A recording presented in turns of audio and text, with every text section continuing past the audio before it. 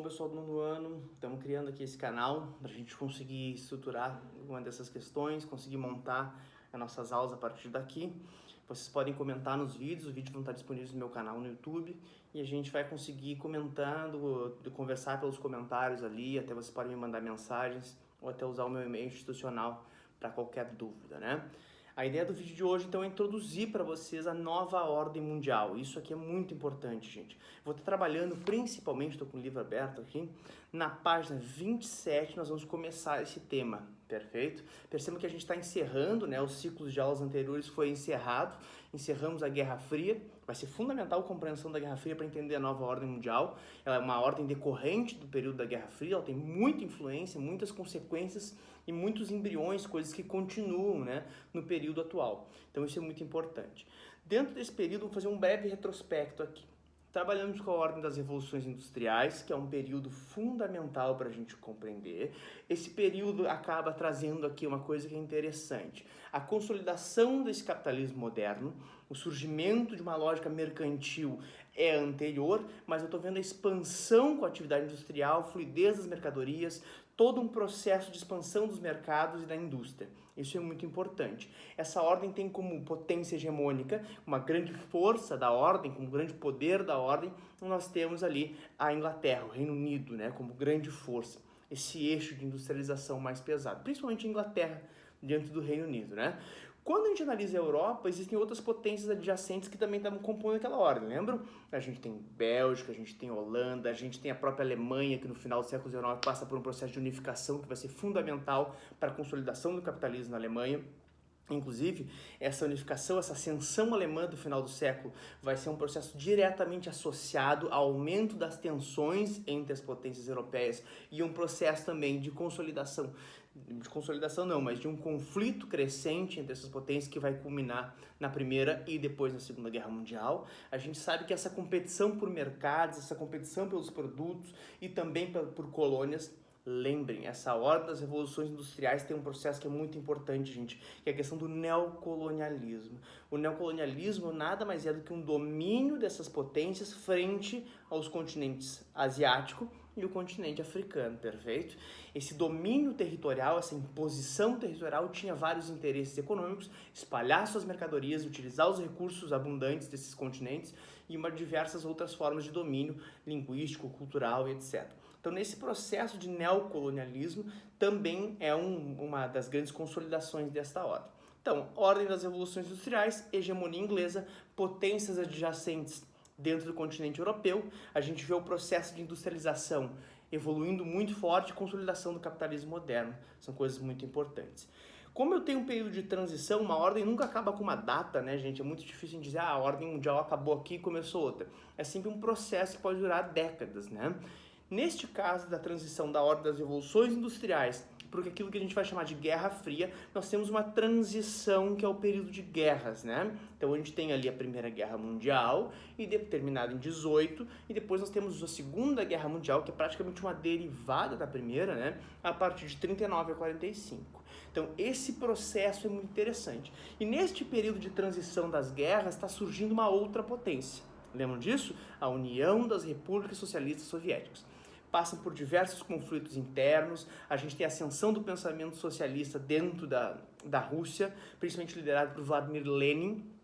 Lembrem disso, isso vai tomando uma força muito grande, eu tenho movimentos camponeses envolvidos, eu tenho os pequenos, a Rússia tinha uma industrialização muito frágil, muito concentrada nas partes próximas, né, ao continente europeu, então, a parte europeia da Rússia, né, então eu tenho ali uma industrialização, aqueles operários urbanos, por mais que sejam diminutos, que não sejam os mais importantes, acabam aderindo a essa lógica, e a gente tem a ascensão de uma nova potência que vai herdar boa parte do território do antigo Império Russo. Isso é muito importante, a gente vai ver que a Rússia é um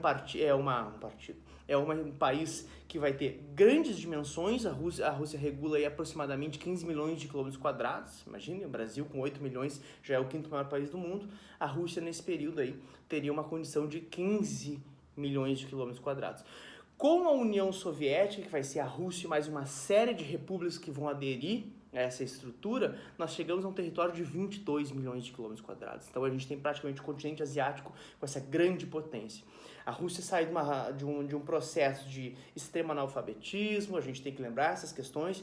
Esse período de ascensão do socialismo dentro da Rússia, dentro da União Soviética, vai ser um período de alguns ganhos na qualidade de vida, de alguns ganhos na questão da educação, de alguns ganhos na questão da distribuição de renda. Isso são questões fundamentais. Por mais que isso entre em contradição ao longo do século XX, a gente vai ver a saída daquele Império Russo em decadência, transitando para uma potência mundial que fazia frente aos Estados Unidos, não na qualidade de vida, gente, isso é importante. Os Estados Unidos já está se consolidando como uma potência mundial desde a ordem anterior das revoluções industriais. Então a Rússia vem de um país que a gente pode dizer quase feudal em direção, né, a uma modernidade do século XX. Não conseguia rivalizar com os Estados Unidos na qualidade de vida, na produção de mercadorias, na grande indústria, mas fez frente aos Estados Unidos na hegemonia mundial no momento que tinha tecnologia, no momento que conseguia participar de uma corrida espacial dos anos 60, no momento que conseguia financiar países, né, que tinham suas revoltas em ascensão, países que começaram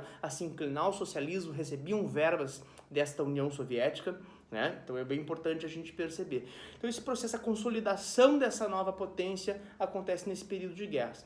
Termina a Segunda Guerra Mundial, nós temos um período ali, então, fundamental de compreensão, que é basicamente, prestem bem atenção nisso, é basicamente a entrada da Guerra Fria. O que é a Guerra Fria, gente? Aquele conflito que nós estudamos, bipolar, onde eu tenho uma divisão, né, fundamental, dois polos distintos disputando a ordem mundial. Um polo em ascensão, que é aquele polo socialista, aquele eixo socialista, que foi apelidado de Segundo Mundo. O Primeiro Mundo, que é o capitalismo desenvolvido, herdeiro das ordens das revoluções industriais, isso é muito importante, né? Os Estados Unidos surge como uma nova força, mas é um grande herdeiro desse processo, dessas ordens mundiais, daquela hegemonia do capitalismo moderno, né? Os Estados Unidos entrando com tudo, com a sua produção bélica, com a sua produção de automóveis. Então, essas duas potências têm uma visão, têm concepções de mundo completamente diferentes. Então é uma disputa numa corrida militar muito intensa, uma ameaça constante, né? A gente tem uma atmosfera de tensão muito grande no período da Guerra Fria, da guerra possível entre essas duas potências. Nós temos a indústria, uma competição muito forte na indústria bélica, a gente tem uma competição espacial muito forte, uma influência geopolítica também muito disputada. Cada conflito que surgia, Vietnã, questão de Cuba, a gente pode pegar outros diversos exemplos, né? O socialismo se expandindo para a África. Existia uma influência muito forte dessas duas potências nesses conflitos, pautando como se o mundo só existisse em dois polos, ou é capitalista ou é socialista.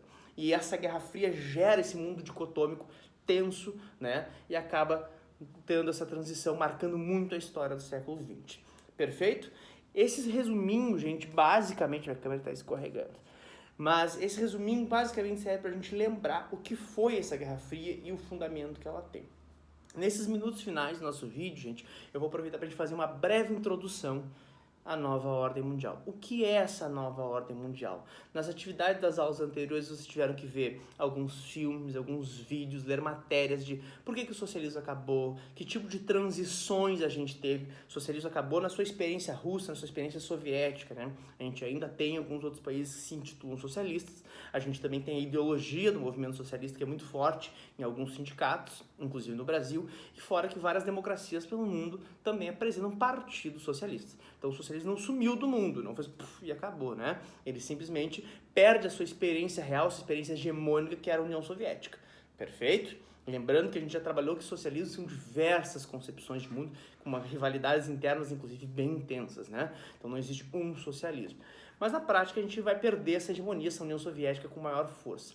A transição, o período de transição, gente, para uma ordem bipolar, para uma ordem multipolar, ou seja, onde o socialismo, a experiência hegemônica do socialismo sucumbe, termina, né? Alguns usam o termo colapso, por mais que a gente possa questionar, mas por mais o fim da União Soviética marca, né, naquele período 90-91, marca o fim de uma ordem de guerra fria, de tensão entre dois polos, e o surgimento de uma nova ordem.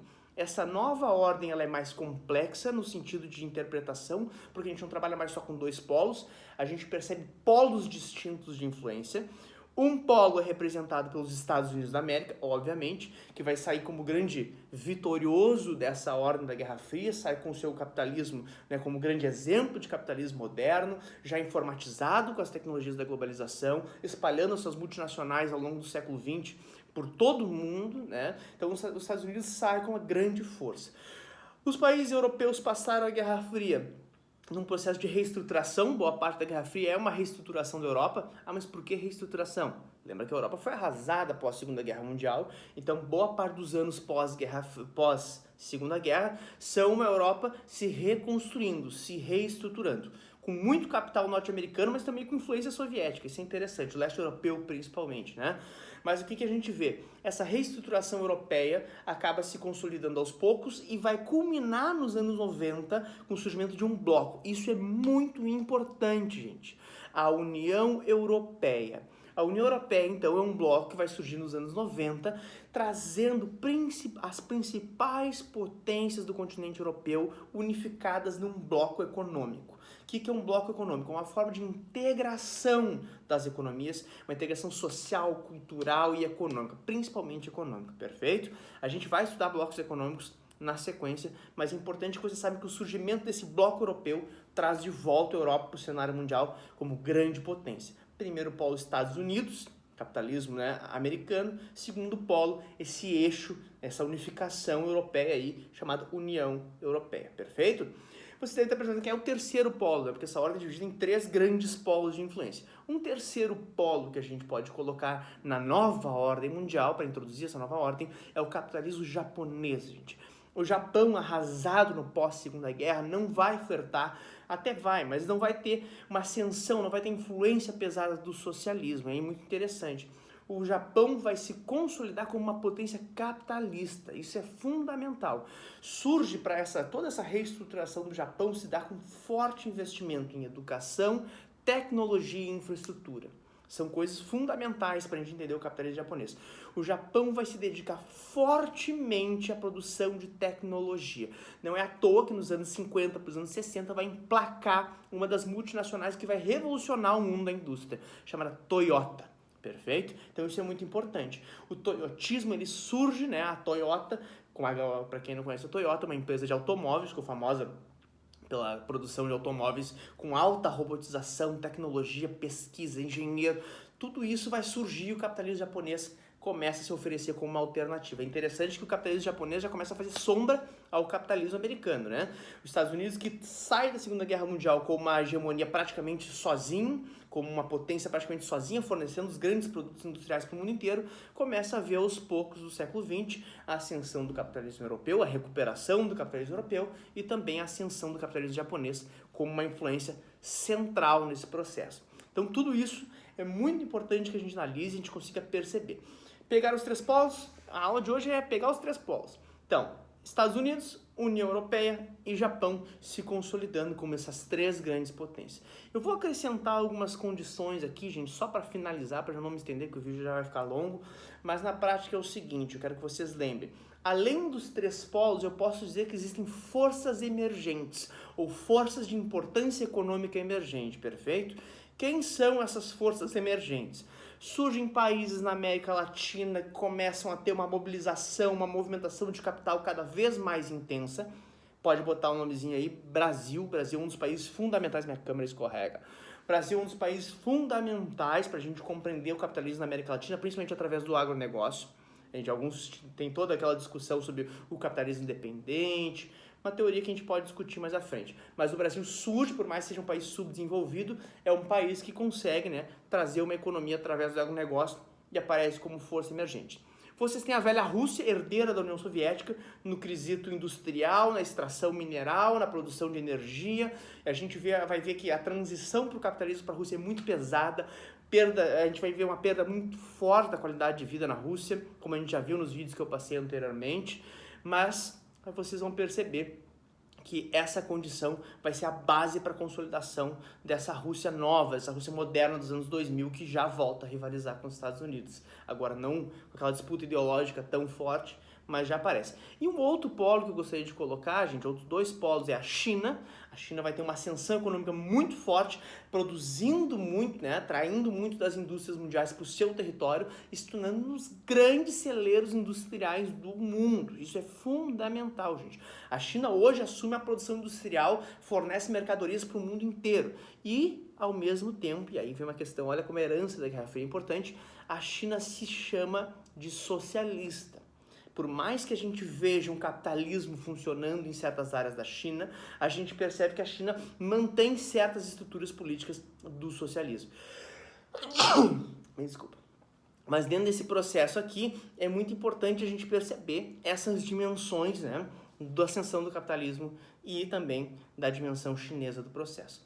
Peço desculpa pelo vídeo longo, mas eu precisava trazer essa primeira introdução. Numa próxima aula a gente faz uma discussão aí sobre o que é de fato essa nova ordem, fazer um vídeo só da nova ordem. Perfeito, gente? Muito obrigado pela atenção e bons estudos.